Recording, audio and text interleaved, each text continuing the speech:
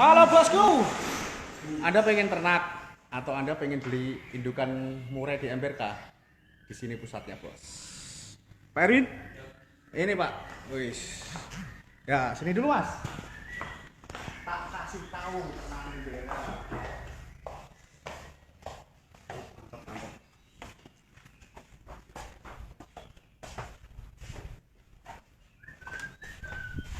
Wah ini mas hutan curug ini ya. Hah?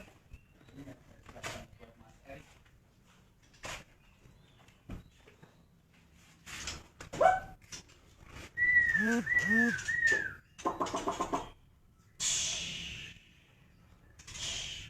nggak lama lagi berjual mas betinanya untuk dan caranya juga udah bulan ini bentar lagi ya tuh belum udah larang ya 2-3 hari 2-3 hari nanti ini sudah bertelur tuh lihat udah dijual kan.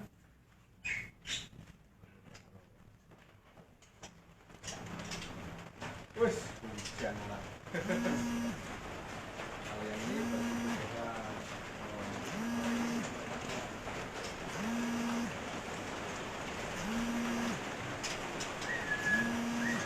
Loh, itu pakai pohon atau gimana sih? Pohon lebih bagus. Kalaupun enggak, ya. Nah, ini ada Pak. Itu pohonnya. Tempat panjang. Ini yang baru dilepas kemarin mas. Yang kemarin saya videokan itu. Ini masih dikejar-kejar betinanya. Tapi selama dia nggak di KDRT, itu nggak jadi masalah. Kecuali kalau dia sampai di kayak gitu ya, misalkan ya dihajar sampai nyusap harus diambil. Oh gitu. Itu terjadi KDRT, kekerasan dalam ruang tangga. Kalau bisa dibikin ada pepohonannya lebih bagus. Tapi kalau misalkan enggak ya sudah nggak apa-apa, tergantung sirkulasinya. Kalau sirkulasinya sudah memadai kan sudah.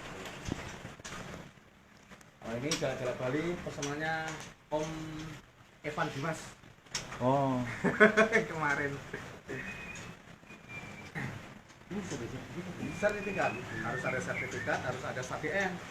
Sekarang kalau misalkan untuk Jalak Bali itu tidak ada SADN, sekarang juga susah mas. Misalkan contoh gini, sampai punya sertifikat, percuma kalau misalkan mau dikirim ke Surabaya, dikirim ke Kalimantan, begitu melalui udara atau melalui darat tidak menggunakan surat SADN. Sertifikat fungsinya adalah untuk di rumah bahwa ini adalah burung yang dilindungi oleh negara, ini ada dokumentasinya. Tapi kalau untuk perjalanan harus wajib menggunakan SADN. Itu kalau dalam negeri ya, beda lagi kalau luar negeri, namanya SAT-LN. Misalnya kirim Malaysia, Thailand, Vietnam atau Eropa itu harus ada. Oh, DMI domestik gitu maksudnya. Domestik atau nasional. Kalau internasional SAT-LN. Kalau yang ini udah siap banget Mas Erik. Jadi kalau kandangnya belum siap, mending jangan ambil yang ini. Udah. Kandang udah siap. Ini juga udah mulai lepas gitu.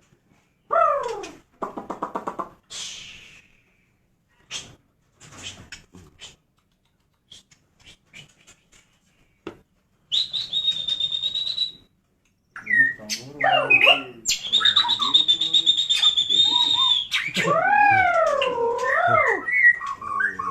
Sangar. Di sangarnya menilai dari apa Mas Erik? Sebenarnya bukan masalah kategori suara ya. Kalau kategori suara sih mungkin bisa diolah. Dari katurangan, yang disebut dengan katurangan adalah menilainya dari postur tubuh, mulai katurangan dari mata, kepala, paruh, bodi, sempurna. Dari mulai betinanya juga jumbo, pejantannya juga jumbo. Nah kalau misalkan, mas kalau bakul yang ngomongnya pasti kayak gitu mas. Yang jelek ini seperti apa? Nah nanti tak kasih tahu. Nah yang jelek ini seperti apa? Kalau betina jelek itu ya jelas kusut lah. Contoh kusut kayak gini. Ini kan bagus nih ya, misalkan ini bagus nih bagus. Nah ini betina jelek kayak gini. Kalau kita jelek, jual jelek, jual nggak mahal gitu. Nah ini contoh betina kusut mas. Oh. Jadi burungnya aja nggak menggoda selera hati kita lah ya. Ah. Gitu, nggak menggoda selera hati kita, terus udah gitu pokoknya kusut lah. Jadi untuk ke breeding istilahnya nggak pantas. Nah ini sengaja nggak saya kasih pasangan, kalaupun dikasih pasangan ini percuma. Ini tidak akan bisa memproduksikan secara dekat, pasti masih jauh, harus fosil dulu lah, harus diuji dulu lah dan sebagainya. Seperti itu. Harus pakai batu-batu juga ya? Sebenarnya lebih bagus tanah. Nah ini batu-batu karena apa? Habis pecahan bongkaran. Oh. Cuman memang kalau batu-batu kayak gini penyerapannya lebih cepat serap gitu. Saya pasir. Kalau nah ini fungsinya Mas Erik kesini itu tujuannya begini. Kalau yang nggak tahu dipertanyakan, kalau yang sudah tahu nggak usah dipertanyakan. Kalau sudah paham ambil yang segi positif, buang jauh yang negatif. Pasir itu Mas Erik nggak tahu bahwa pasir itu adalah berdampak. Berdampak apa? Kematian burung, pita suaranya kena. Kok bisa Mas Polis? Jadi gini, kalau di ABRK itu bukan teori, praktek secara langsung. Bukan Mbak Google yang mengatakan, tapi Mas Erik langsung berkunjung ke sini kan gitu. Jadi contoh gini, pasir hitam atau pasir putih ditaburkan di bawah lantai. Nggak mungkin setiap hari Mas Erik kasih lembab terus atau disemprotin, betul? Nah, nanti begitu si burung ngambil jangkrik, jangkrik langsung dimakan di tempat makan Mas. Jangkrik diambil ke atas, dikeplek-keplek. Jangkrik tersebut jatuh, blok, diambil lagi itu, udah gebol sama pasir, ditelan. Mas. Itulah enaknya berkunjung Mas, dibandingkan dengan baca teori. Wah YouTube ya Mas Kolis, wah Mas Kolis ini pinter golek duit, sebenarnya sawang sinawa kayak enaknya aja. Kayaknya aja kan gitu. Ini kalau pasir ditimpa tanah aja langsung Nggak masalah, bagus, nggak masalah. Tuh. Masalahnya apa Mas? Kalau tanah itu merupakan suatu asinan dalam burung, tapi kalau pasir tidak. Kenapa? Karena secara tidak langsung pasir itu adanya di laut dan di gunung, yang dimana dia kalau untuk tanah itu untuk sumber cacing. Cacing kasih ke pasir, cacingnya mati. Cacing buang ke tanah, dia akan merunduk. Itu suatu asinan. Karena apa? Dia juga pemakan cacing juga. apa pasirnya mau dibuang dulu kali ya? Pasir nggak usah dibuang, buruk tanah aja. Tanah aja. Nah, buruk tanah nggak apa-apa. Kasihan Kalau misalkan dibuang, sampai nanti yang ribet ya lah, Iya, kerja dua ininya. kali. Tenggorokannya. Nah sebenarnya gini, wah Mas Kolis ini kok bisa ngomong kayak gitu, kembali lagi Mas. Saya dulu pernah mengalami burung saya kok gini, gitu. Terus udah gitu suaranya pelan. Ini kenapa gitu? Saya pengen tahu, makanya di dalam dunia breeding itu kalau habis juta-jutaan itu udah nggak heran ya itu tadi Mas. Pengen tahu, oh burung ini matinya kenapa? Ternyata penyebabnya itu tadi pasir. Gitu. Sampai kadang dulu ini Mas yang di Jawa tak pasang CCTV itu satu-satu, pengen tahu burung ini sudah aktivitasnya kayak apa gitu kan, tak pantau dari situ. Oh ternyata seperti itu, tingkah lakunya seperti itu. Jadi kita membaca karakter, bukan dia yang mengikuti kita, kalau bisa kita yang mengikuti dia gitu loh Mas, intinya kayak gitu. Kalau ini kandang nyaman, kenapa? Karena Mas kita desain apa namanya dengan pepohonan, fungsinya untuk apa? Bisa menyerap sirkulasi udara karena di sini terlalu panas kalau musim panas Mas. Jadi begitu ada ini kan setiap hari kan kena air semprot juga. Itu ulat kandang ya? Ulat kandang bisa, ulat Hongkong bisa. Kan gini Mas, bedanya Mas Kolis, bukannya ulat kandang itu, ulat Hongkong itu panas bisa rontok bulu dan lain-lain sebagainya. Nah kembali lagi, kalau dalam kandang ulat memang iya efeknya berdampak besar. Kenapa kalau di kandang ternak tidak? Karena di kandang ternak sama aja dia liar. Dan dikasih berapapun sebenarnya tidak masalah. Karena apa? Dia lari ke sana kemari kayak diumbar. Jadi efek dari berlemak itu kemungkinan kecil gitu. Bisa tapi kemungkinan kecil. Kalau di kandang bulat kan istilahnya kegemukan juga malas bunyi. Kalau kekurusan juga malas bunyi. Tapi kalau di dalam kandang ternak dia akan mengatur pola makanan dia sendiri. Kalau dia kenyang, nggak mungkin Mas dia akan makan lagi. Tapi kalau di kandang bulat, walaupun dia kenyang akan makan lagi. Kenapa? Karena dia kehantam extra protein pur. Begitu melihat serangga agresif, wah, gitu kan. Iya. Yang sana yang besar ya Pak ya nanti. Yang di sana ya. Iya, nanti kalau udah peresmian kita undang Mas Erik. Oh siap. Di gudang belakang.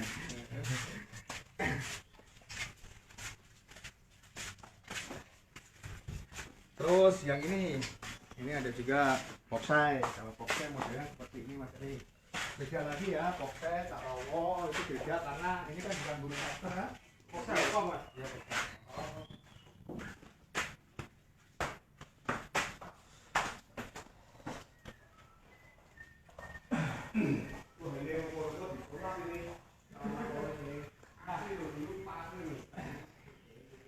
sebenarnya malah bukan begitu, paling sampai heran di MBRK itu nggak ada istilah basic gini. Sampai percaya nggak? Toilet, WC saya jadikan penangkaran. Nggak percaya nih buktinya. Oh iya. Ya? Wih. Sudah 2000 yang nonton. Itu bisa rawo, kalau yang ini Foxeye. Jadi kayak gini Mas Eri, kalau misalkan Foxeye, ini sebenarnya drop ini nggak berfungsi. Di habitat alam yang sesungguhnya, Foxeye, cucak rawo itu nggak berlubang. Jadi dia nggak nggowo bahasanya. Tapi kalau untuk murai, nggowo, jadi berlubang. Jadi ini sarangnya seperti itu. Batok apa ya? Kelapa. Seperti itu. Jadi kalau misalkan dikasih gini yang butuh 4 tahun nggak mau produksi. Tuh nggak percaya kan toilet ini.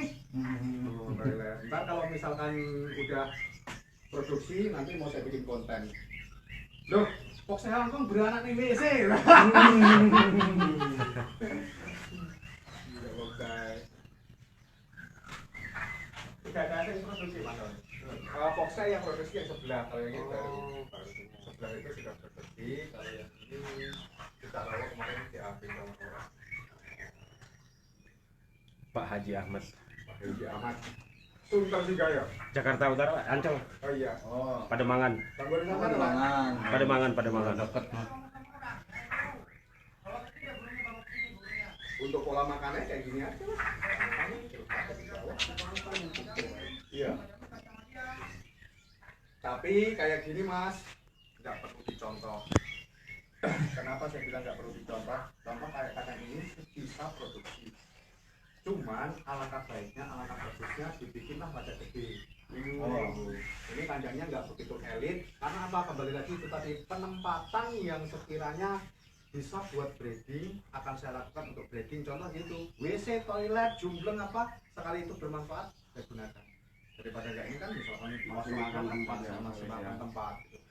Kadang-kadang banyak Mas Polis bagaimana ukuran akurat kandang ternak itu. Nah, kalau pengen yang ukuran akurat ya kayak milik saya yang di Rembang atau yang di belakang tadi.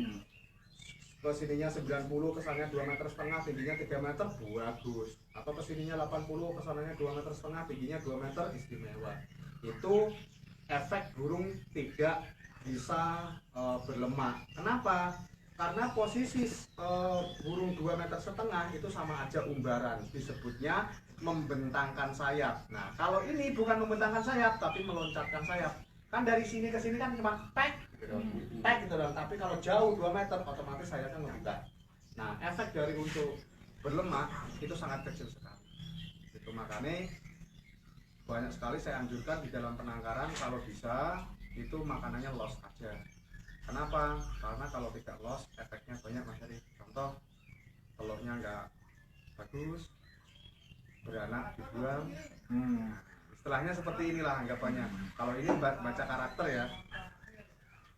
Makanan buat saya aja tidak ada, apalagi buat anak-anak saya. Akhirnya terjadi tidak penetasan, terjadi pembantaian, KDRT dan lain sebagainya. Tapi kalau makanannya full, makanan buat aja saya sempurna nih, buat anak-anak juga pasti sempurna gitu. Jadi kembali lagi logikanya kayak dikembalikan ke habitat. Nah, seperti itu. Dialami ya. Kayak dialami. Ini masih kosong ya? Ini yang kemarin diambil Pak itu. Makanya saya kemarin Pak ini pengen nih, wah kalau dikirim ntar gak kesini lagi kalau kirim kan ya. Gitu.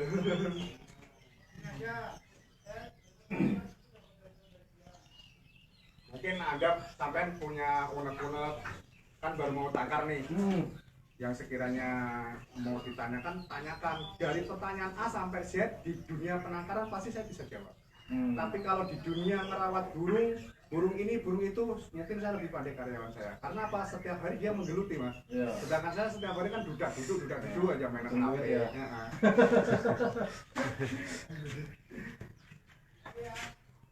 Penjaduan itu berapa lama sih biasanya ya? Lama dan tidaknya itu tergantung karakter si pejantan dan betina. Asalkan siap sebenarnya cepat. Nah, cuman ada karakter yang murahnya suka ngelowo, ngebantai. Nah, itu membaca karakternya gimana? Itu buat PR sendiri, Mas, karena tidak bisa dijelaskan dengan kata-kata. Itu karakter itu belajar dari diri sendiri cara ngerawat burung. Oh iya, burung ini sukanya gini gitu loh, Mas. Contoh hal yang terkecil gini. Pernah nggak gini? Burungnya sampean di dalam kandang bulat, digantung, mandi dicepuk.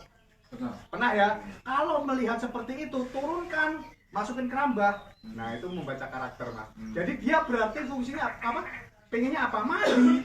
Nah, lebih bagus supaya dia nyaman masukin kerambah, jangan dicepuk. Kalau dicepuk kan rusak. Iya. Karena ekornya panjang, ekornya nggak kena air. Nah, seperti itu. Itu contoh hal yang kecil lah.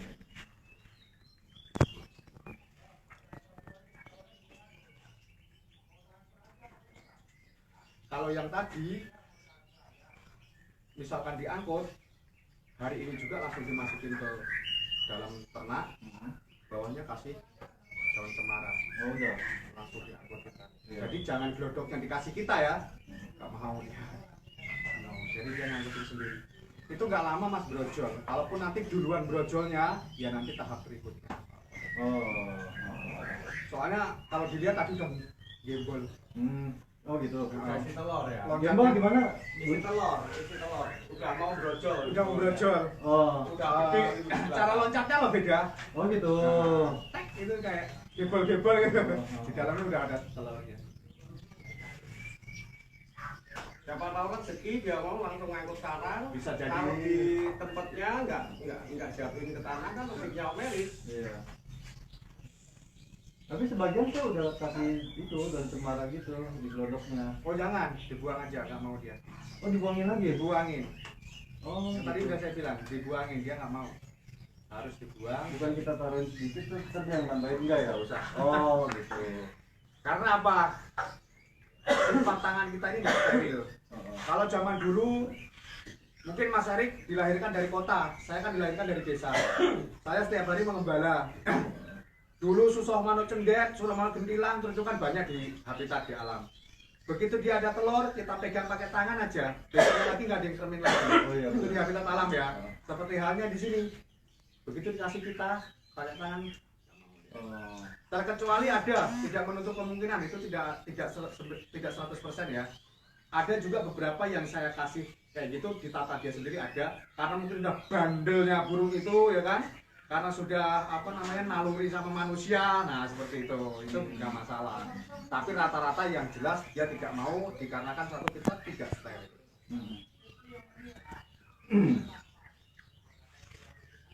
Pak, di Facebook barangkali ada yang bertanya apa? Boleh. Poligami, Pak. Wah, poligami. Belum saatnya, nanti pokoknya Kalau ditunggu ya. dari Kang Lutfi, kalau ternak poligami satu kandang gimana? Dalam satu kandang bisa 2 betina. Cuman efek dari 2 betina itu yang berantem sebenarnya bukan jantan betina-betinanya.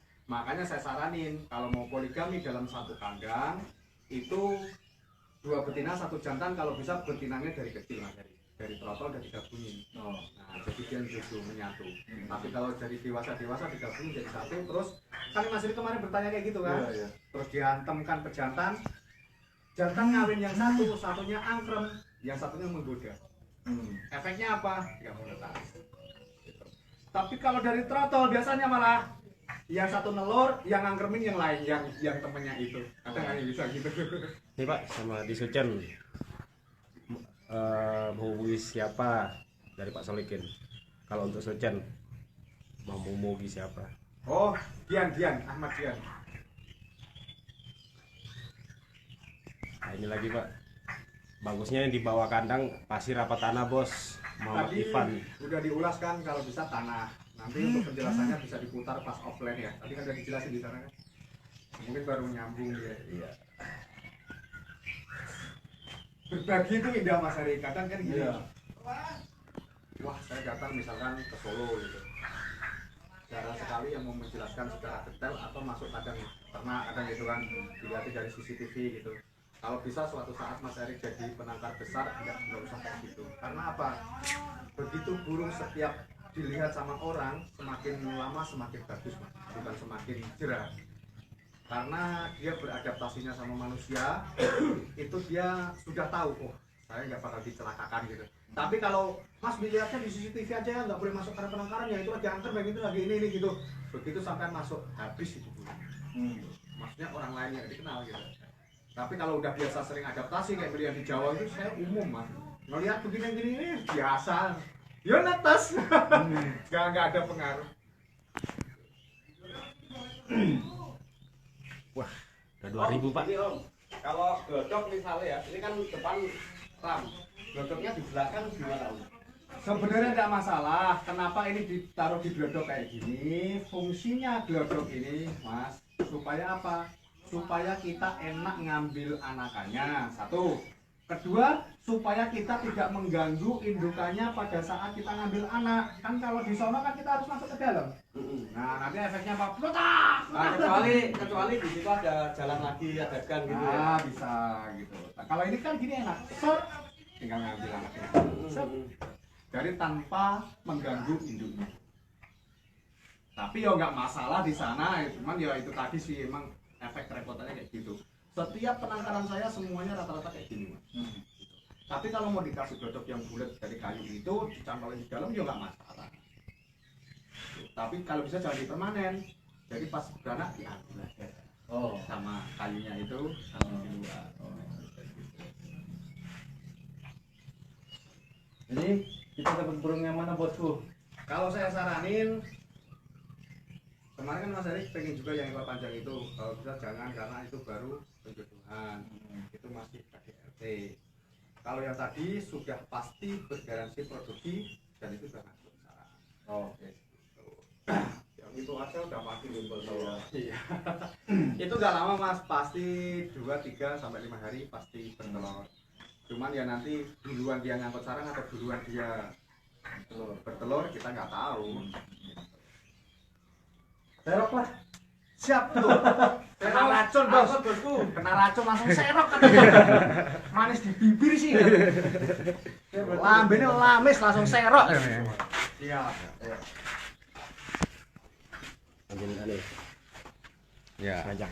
Nanti kita sambung lagi untuk pengambilan dan pengecekan burung yang akan diambil Mas Erik. Oke. Nanti.